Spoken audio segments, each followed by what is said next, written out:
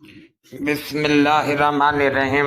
مرزا غالب، پیدائش 27 دسمبر 1797 عیسوی، وفات 15 فروری 1869 عیسوی۔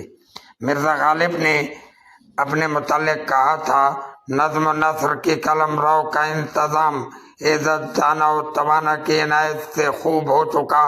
اگر اس نے چاہا تو قیامت تک میرا نام و نشان باقی رہے گا۔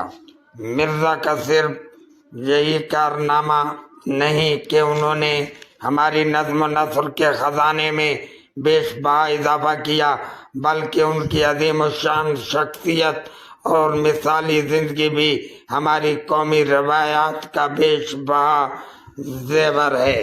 مولوی ذکا اللہ دہلوی نے غالب کے متعلق کہا ہے، غالب کا حال یہ ہے کہ سوائے شاعر ہونے کے اس کے کوئی خوبی اس میں نہ تھی۔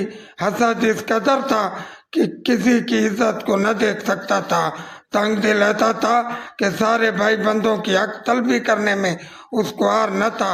جس روز ذوق مر گیا تو خوش ہو کر کہتا تھا، آج بھٹیاروں کی بولی بولنے والا مر گیا۔ رند مشرب ایسا تھا کہ کہا کرتا تھا، صحبائی شعر کہنا کیا جانے۔ نہ اس نے شراب پی، نہ معشوقوں کے ہاتھوں سے جوتیاں کھائیں، نہ جیل خانے میں پڑا۔ طعم ایسا تھا کہ ایک قصیدہ 10 جگہ بیچتا تھا۔ ظاہر ہوا غالب انا پرست تھا۔ شیخ صاحب غالب کی زندگی کو مثالی زندگی کہتے ہیں۔ مولوی ذکا اللہ صاحب کو غالب میں کوئی خوبی نظر نہیں آتی۔